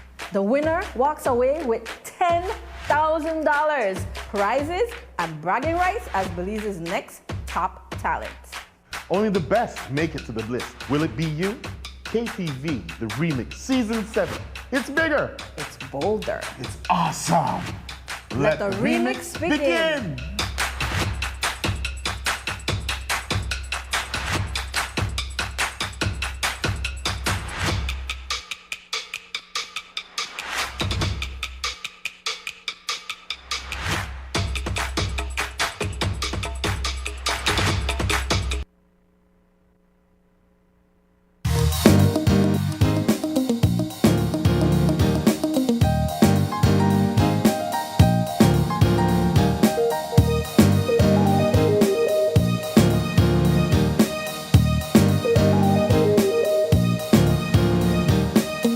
Welcome back. Thank you for staying tuned with us. This is our fourth conversation, I believe, for this morning. And it's all about the Belize City Thunderbolts as they count down to their rematch with the Capital City Kings set for this Friday inside the Belize City Civic Center. And we have joining us on set Mr. Gregory Mogel, who's the CEO over at the Belize City Thunderbolts, Charles Garcia, one of the athletes on the team, as well as Mr. Victor Evans, no stranger to basketball, to this set, who is also an athlete for the Belize City Thunderbolts. Gentlemen, good morning. Good morning. It's a pleasure to have you all on set. Let's talk a bit about how, for you, Mr. Mogel, this season has been going so far. I believe we're in our 6th week at this point in time. What does it look like? For the season, it's kind of at this point kind of a bit rocky, as we will say that. It will take a while for it to pick up and getting the fans coming out at the games and being very supportive. And it's not only for us, but it's over the entire league. But we can see improvement and we can see growth within the league because it's properly structured. What was were the considerations that were put in place when you all were forming this team specifically? Well, the consideration that we put in place for the team was that we wanted to establish a great team. We wanted to have a team that can compete and a team that can win it all and take it all to the top. So, you know, it was a little bit hard structure. First time being in this position. I've been in the coaching arena most of my life, and being here now, it takes a lot. It takes a toll, but it's a wonderful thing. It's my passion. It's something that I love and I don't have a problem doing. Yeah, I imagine equally the players on set with us can also say that they are pretty passionate about what they do as well. What has been the team morale behind the scenes so far since the start of the season? The team morale is pretty good. We won our first couple games and then we went on a little slump, but it didn't get us down. We knew that it was because of injuries and things like that. Now the team's back healthy, and then in addition with Charles as well. So, you know, we're ready to come back out and put on a show. Yeah. And Charles, you're pretty new to the team here. You're also Belizean American. But what has it been like now joining the Thunderbolts? It's new. Last year I was with them with the Hurricanes, Belizean Hurricanes. A lot of new faces. So I'm just trying to add my little, part to it. You know what I mean? After the slump that we in. So yeah. What's the difference? What is it like playing in this new league and with this new team for you?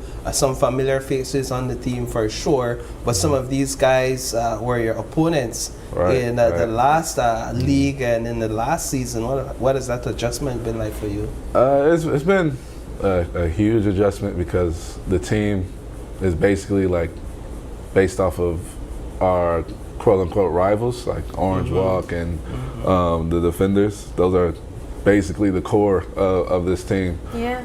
It's only 3 of us that played for the Hurricanes, so it's definitely different. It's a different experience, but it's going well. We gel together well. We having a lot of fun out there, so I like it. How do you, Charles, carry the weight of the fact that there's this expectation that once you're the Belize City team, you're supposed to be the top team. You are the kings in this. And at this time, you're not the top team. Yeah, sure. Right? How do you carry that weight as the season progresses? Well, at the end of the day, it's just basketball. You know what I'm saying? Fair. So it's just basketball at the end of the day. You know, it's just an adjustment. That's all it says. Like what Vic just said, you know what I'm saying? A lot of new faces from different teams. So we just got to put the core together. Once we get the core together, we'll be right back into the top. So it's no pressure. It's still early in the season. And so like what Mr. Greg said, we just trying to, you know, keep this ball rolling. How different is this experience, playing for a Belizean team versus the experience that you gentlemen have been able to get traveling in other parts of the world? It's like Chuck just said, it's just basketball. It's not too different. Yeah, we still have practice, still have workouts in the mornings and things like that. So it's the same routine, really. How about from the public? Because I find that here in Belize, well, I don't know, I can't necessarily compare it to other places, but I really think we get so personal about these teams. When we think of what Paul said with the Belize City basketball team and what they've represented versus the others from outside the other districts, do you find that for the teams that you've played for internationally, or at least outside of Belize, that the fan bases are just as passionate as the ones here in Belize? I think so. I think it's more like personal, like playing out here, because I feel like I bump into people a lot. So I think that's the only difference. Like when I go other places, I don't really see people from the games too often, but in Belize, I always run into people that I was just talking to at the games and things like that. So. Best road arena to play in here in Belize, based on the fans and the energy in the stadium? Griga. For me, it's easily Griga. Really? What about Griga? It's just it's more intimate because of the gym. Yeah. Like all the fans are right there. They're loud from warm-ups. Yeah. Honestly, like the gym's filled. Everywhere else, the gym kind of like people kind of trickle in eventually, but Griga, from the national anthem, it starts like the crowd is just there, ready to go. The drums, everything. So I would pick Griga. That answer shows that you know what you know, because I agree with that 100%. I've never been to a game in Griga where the energy isn't at an all-time high. Listen, even if the Dream Ballers are down at a huge margin, whenever they make a point or score or a block or whatever, a steal, that energy is still high. We'll get back to you, Mr. Greg. You have a game coming up this Friday night. You lost to the Capital City Kings the last time you saw them, right? Yes, what's the adjustments you're going to make this time around? One of the adjustments is that Chuck is in, who is going to be of a great help to our organization. Our team will be assisting Vic and Coupe. And we have Mr. Hall. He hasn't come in as yet. He had played already before. Okay. He didn't play in that game also. And like what Vic said, we went into a slump by injuries, and that really damaged us. But we feel that we are back out of that hole, and we are prepared for this Friday against the Bebel Pan. And I guarantee these guys are great, so it will be a victory. What team has been, excuse me, what team that you guys have played with so far have presented as the biggest opponent since the start of the season? Well, I guess you have to go with Tiger Sharks because they're at the top right now. Yeah. They're undefeated, so probably them. When they have their full team, they're pretty good. So. Yeah. For you, what's important on the court where your athletes are concerned in terms of their mindset? What sort of mindset do you encourage them to have regardless of where the score is at any moment in the game? Basically just to be focused, spend a lot of time, work together. Even if a team has a lead margin, it takes 10 minutes per quarter, and you can also, and we saw ourselves already down 12 points, and we trickle right back into it, and we won. So it's being focused, listen to the coach, sharing with each other, supporting each other while being on the court, and I think success will always come. I was just going to jump into Friday night for you to tell us what can be expected for fans and those coming out. Well, it will be a good night. It's a night for bounce back for the Thunderbolts. Yeah. And I'm asking all the fans and supporters from the city to come out and support the Thunderbolts, because we want to see the Civic rocking again, as people should be supporting the love of basketball. And we have these guys come out to showcase themselves and to give the fan a great treat for a night, and after that, well, it's an enjoyment time. I wanted to ask, just because I'm not certain if it was mentioned already, but what were the grounds of the rematch between the Belmopan team? What's causing the rematch? Well, they're in the same conference as us. Yeah. So Okay. we actually, after Friday, we actually played them 2 more times as well. Okay. Yeah, because of how the new structure of how the league is. So Okay. the teams that are in your conference, you play them 4 times.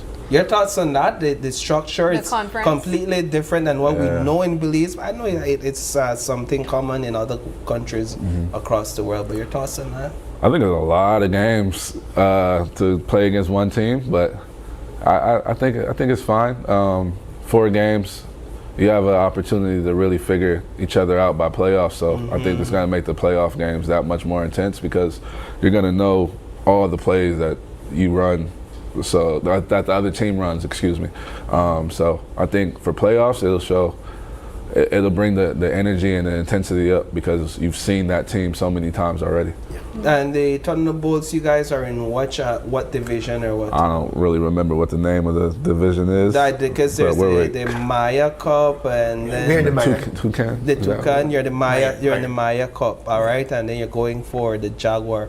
Coach, do you or CEO, do you think that this stipulation putting like a limit to foreign players has helped to advance the league or take it backwards? Well, it has 2 parts to it.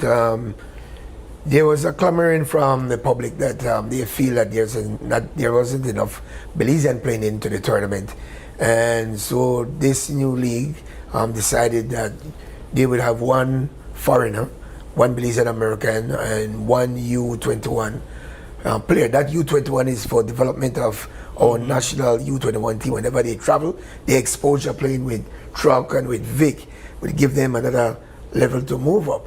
So it's a good structure, and they are looking forward for next year probably to increase it, and probably to say add another foreigner, or you can have 2 Belizean American. But as it grows, people want to see more Belizeans play. Sometimes they clamor about it, and then sometimes they are frustrated. But it's hard to go there and you have a cousin, you have an uncle or a brother playing, and he doesn't get an opportunity to be on the court. Yeah. So now you're paying to go to the game to see your own native play, and being supported by the foreigner and the Belizean American. And I think that's one of the things that we've commended about this league, the way that it's so Belizean centered, where the previous league, you could have really found ways to incorporate more foreigners, and some of the Belizean athletes essentially felt robbed because they felt that they had the ability to be on the court as well. Yeah. All right, so where can we get tickets? The tickets will be at Civic Center the same night of the game.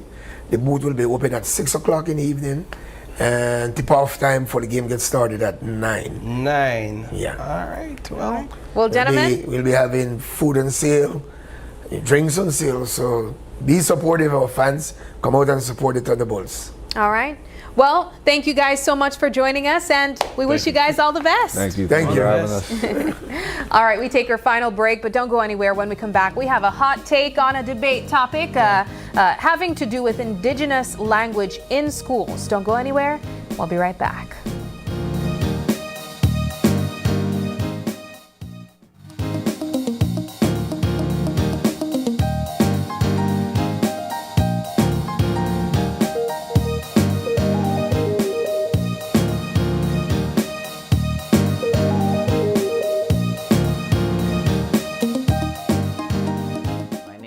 Carlton Flowers, and I'm the owner of Back to My Roots Art from the Heart.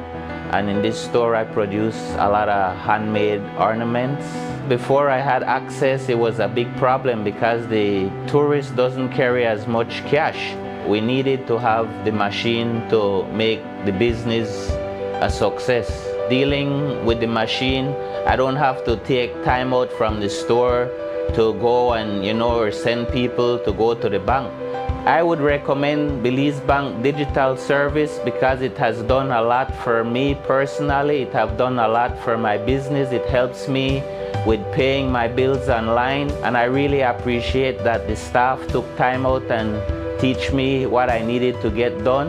So I'm very happy that now I can do it confidently on my own.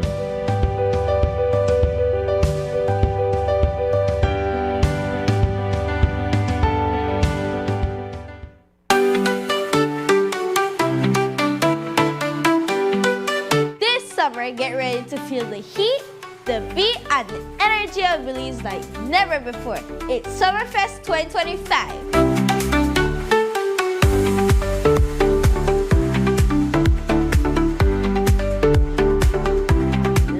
Performances from Belize's most talented kids. Come and enjoy food that sizzles and cold drinks for the kids. Cultural displays and loads of giveaways. Join us at Memorial Park in Belize City. See you all at 6:30 a.m. on June 20th for Summerfest 2025. Where summer comes alive!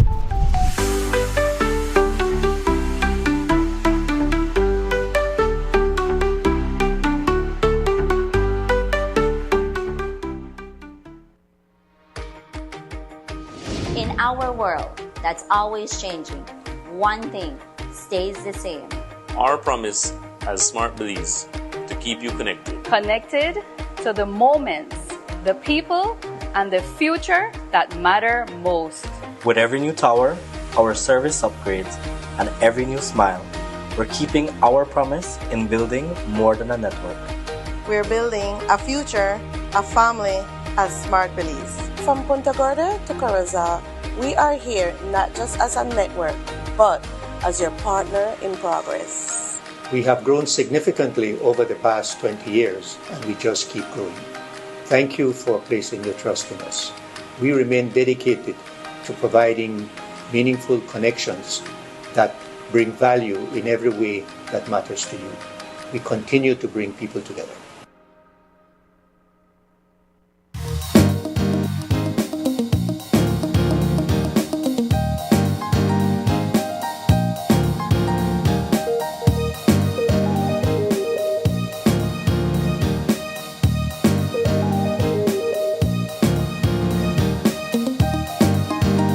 Welcome back. This is our final discussion, and I always look forward to having these hot takes. We call them Devil's Advocate. This morning's Devil Advocate topic is: should the Garifuna and Maya languages be taught in public schools to preserve culture? Now, of course, we do want to remind you that we do have to pick a side, and so, as you would know, or as you would think, I am going with I believe it should be taught in schools. Yeah. This is something that I believe that the government has been pushing towards achieving as well. I know that there are certain public schools that have incorporated the Garifuna language within the classroom setting. Some primary schools are teaching the language in terms of writing and speaking. I know nonprofit organizations also advocate for it, but the obvious reason is to preserve culture. There are many of these indigenous cultures that are seeing newer generations not knowing the language, and so it's important that this be included in formal education to preserve culture as well. Paul, I know that you have to also go with an opposing side. Please do not shoot him down should he present an argument that goes against what you are feeling on this topic. No, clearly we have to weigh the pros and we have to weigh the cons, and I'm sure that further thinking will have you present one or two more pros for this topic. While I, to a degree, support teaching in these indigenous language in public schools, I think there's a lot that has to be considered as cons or disadvantages in terms of the burden or additional burden that it would place on the school system. Let's look, for example, at sourcing materials to teach children indigenous language, Maya and the Garifuna language. A lot of times these languages, they don't necessarily have the level of extensive resources that one would need to properly teach and to be comprehensive or all-encompassing with it. So there isn't a lot of text, a lot of literature, if you would. So we'd have to consider that as a strain on the resources. How do we go about, if it doesn't exist, creating those resources or sourcing those sort of resources? So you face that challenge, and with schools that already have a limited or constrained budget, having to source that, and then the Ministry of Education having limited budget as well, having to source those, it could be costly, right? So I'm not saying that it's all a bad idea, not throwing the baby with the bathwater, but you have to consider those things. And then secondly, you'll also have to consider training for teachers, because it's a fact that the Garifuna and the Maya languages, they're not, for a lot of teachers, they're primary a language, or at least the language they speak at home. So a lot of teachers would have to engage in training, and that will take up some time from this being in the classroom. Again, will take up resources so that they could be equipped enough to teach students properly, with resources as well, how to navigate both of these indigenous language. There's one final one I want to put in here, and it's a huge concern for some people. It's not that much of a concern for others. The thought of what happens if you, to an extent, place emphasis on these languages being taught in the school and they becoming dominant, the dominant language in terms of the lessons taught. What happens to the English language? And won't be able to write proper English because they're speaking Garifuna or Creole. On the English language, when in our society, not only locally but internationally, there's a heavy focus on having this grasp and this good hold of the English language in the workplace, right? So while largely I am supportive of having these languages taught in the classroom, public schools, I think there's a lot of cons and a lot of disadvantages that we really have to put some thought in and consider. So I'll take it on in the reverse, based on the points that you mentioned.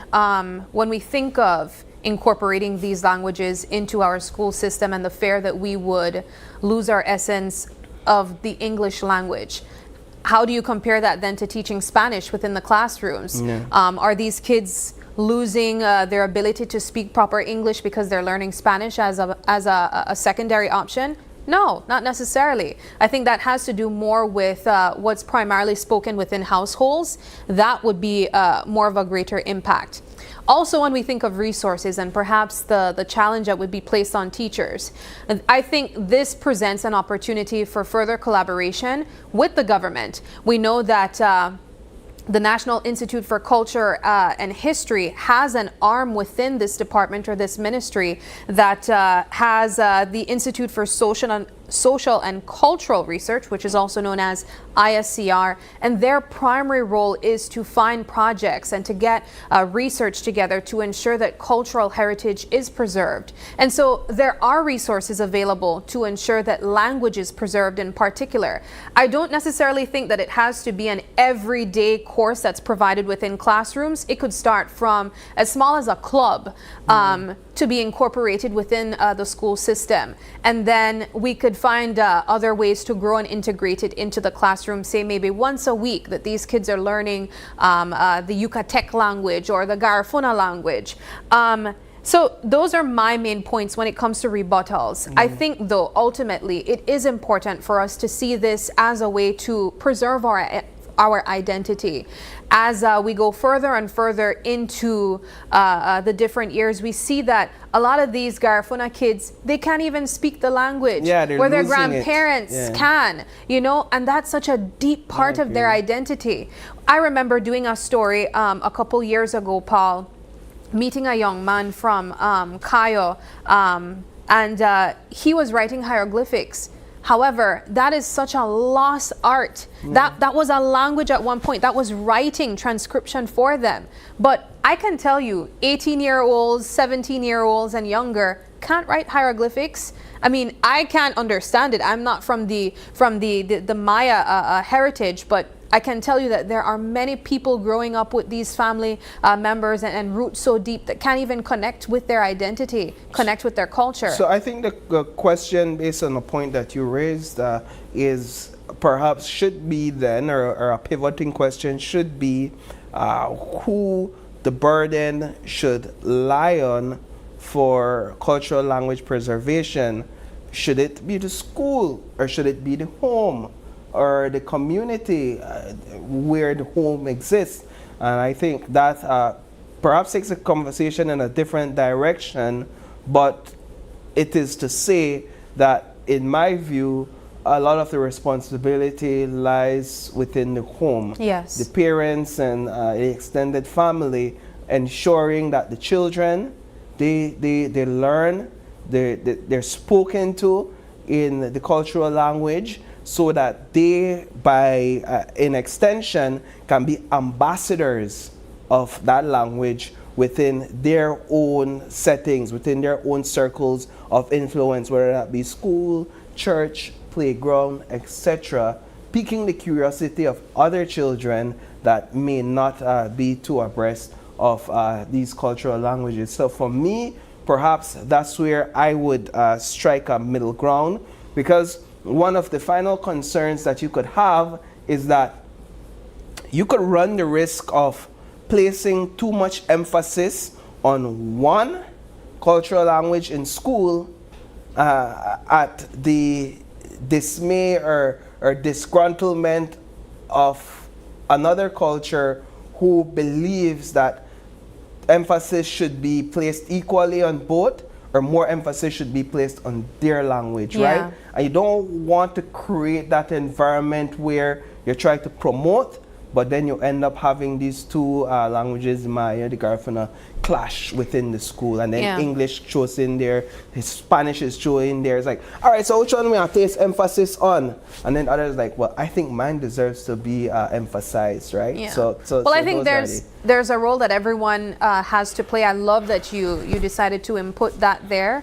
I also think when it comes to figuring out the weight of whatever language, I think that's maybe we shouldn't think of it from that approach. We could think a semester to incorporate a certain language, and you know, there are 4 semesters or 3 semesters, and so each semester you maybe go with a different language. The idea is when you're trying to learn a language, you need to continuously speak it, right? And so in this case, it might be challenging to have these kids be speaking fluent Garifuna by the end of the year. However, you could have every single stage or standard level, you have a semester that it's incorporated in, and by the time you reach standard 6, you might be a little bit more fluent in it. I don't know. That's excellent conversations, Arena. Very insightful. Definitely had me thinking thoughts that are going down. Imagine infant 1, you had to learn ABCs, and then second semester you had to learn, I don't know, what's the foundational level of the Yucatec language, you know? That would be so interesting. Anyways, but What are your thoughts on this one? I know that it might be a little bit more on the touchy side, especially when we think of culture and what it means to certain communities. Either way, we know that Belize is a melting pot and we want to preserve our identities here as well. And so we'd be interested to hearing your thoughts on this. Before As we wrap up, yeah. Here's a quick insight. We started our morning show with a poll, Facebook poll. And the question on that poll, as you mentioned at the start of the show, we're going to say the question because we want to give the results of that poll or look at the results of that poll. But the question was, what's your biggest financial struggle right now? Is there a list long enough? Yeah. Really? But we did give you guys some options. Right. So food prices, utility bills, rent or mortgage, school/education, children expenses. We had a total of 198 votes, and of those, 63% or 126 votes were in favor or along the lines of food prices. So the majority of those who participated in this poll, they're saying that their biggest financial struggle right now is food prices, the cost of goods, right? And then the second came, there was 35 votes, 17% rent or mortgage, but that's a far less number than those 35 versus 169, those who voted for food prices. And then some people made some comments there, Sabrina. Yeah. Are you seeing those? Yeah, I can. So some persons said, actually, this have two answers, food and education. And so we've been hearing, persons saying that food in general has been one of the challenges when it comes to the cost of living, but education coming in as a second for them is an interesting take. Some of the other answers include a person saying all of the above. Everything has been a financial challenge for them. This person says, I say utility because I always hear people complain about light bill and water bill, having no control over the amount they get charged when they're using less, but the bill still comes high. Have you ever heard someone say that? Yeah, I've heard people question their bill, how it fluctuates month to month, and questionable charges. If you were to vote, which would you vote for? I'd probably say food prices. I think that, and that's because I found I meal prep, but I think in general, I found ways to conserve on energy, so that has significantly affected my utility bill. Rent or mortgage. Thankfully, I'm not rent hunting at this time, but I have seen the prices drastically increase. I don't have children, and so I can't necessarily say there, but I can agree that food prices are scoring high at this time. Sometimes when I see and I compare different things like fruits in general, I remember when we were buying bananas 8 for $1, and now sometimes you get it at 4. 4, 6. I got them for 6 yesterday. The peanuts, I like buying fresh peanuts, and what I used to pay for $1 is way less now, like half the bag. You go in the grocery store and there's markups on a lot of the essential items that we used to purchase, and we're talking about markups within the period of months, not even years, right? So I would certainly in this poll vote for food prices. Same, absolutely. And I think, when it comes to food prices, you have to get innovative in this day and age, to try to stretch your dollar. And so I think about families that are larger in sizes, and I wonder, how do you guys go about stretching your dollar where your pay doesn't necessarily go up, but you're seeing year after year that you're not able to get the same amount for the buck that you would go at the grocery store? Sometimes we make our grocery trip and we spend a big amount of money. And it's like, all right, good. We spend a amount of money, so we should have everything. And then you reach home and then you start preparing a meal and like, what we buy again?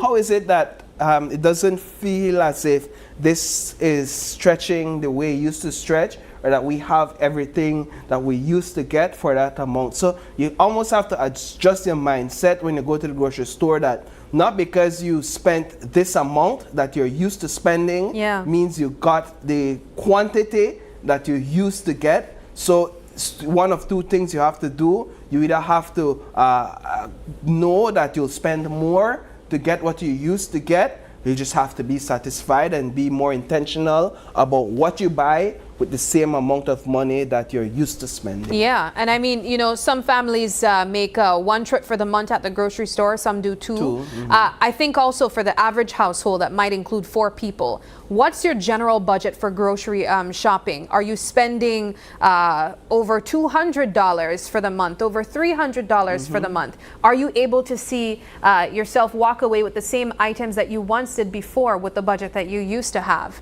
I would want to know that in the comments section. Are you still getting the same items for the same budget that you would originally use for your families? How frequently do you have to go back to the store as well to get some of those items because you were not able to purchase them all? But that does it, Paul. We do have to wrap up. And of course, we want to say thank you to everyone who joined us this morning. When we think of things that we're following this morning in terms of news, I know we covered extensively what took place over the weekend when it comes to the NPC meeting. Are we following anything in regards to that today? No, we continue our coverage of the United Democratic Party. I know the Belize National Teachers Union also came out swinging in regards to ad campaigns the government were producing. We might be getting further comments from that as well. And then we have the Minister of Transport who is hosting a media briefing this morning. We know there's this back and forth, if you would. There are negotiations between the Ministry of Transport and the bus operators as the ministry proposes this single national bus company, a monopoly, if you would, and the bus operators, a majority of them, or at least those represented by the association, the Bus Operators Owners Association, have rejected this proposal, and so the Minister of Transport will be hosting the media this morning to answer questions and provide some greater clarity on that. All right. Well, you can expect these updates and more, of course, first in our News at Noon and then later on tonight for News 5 Live at 6 p.m. It is June 17th, and if you're celebrating a birthday today, happy birthday to ya. And if you'd like to give a birthday shout out, or if you have any questions, comments, or concerns, you can send us an email at oye@channel5belize.com. You can also catch us live on Facebook every single weekday morning at Open Your Eyes BC. As well as Instagram for behind the scenes contents. That's OIE Belize. You can even call or text us on our OIE phone number. That's 675-2555. Again, thank you so much for joining us, and please do us a favor and join us again tomorrow when you open your eyes and start your morning right. Until then, keep your eyes, your mind, and your hearts open. Have a wonderful Tuesday, Belize. We'll see you tomorrow. Bye.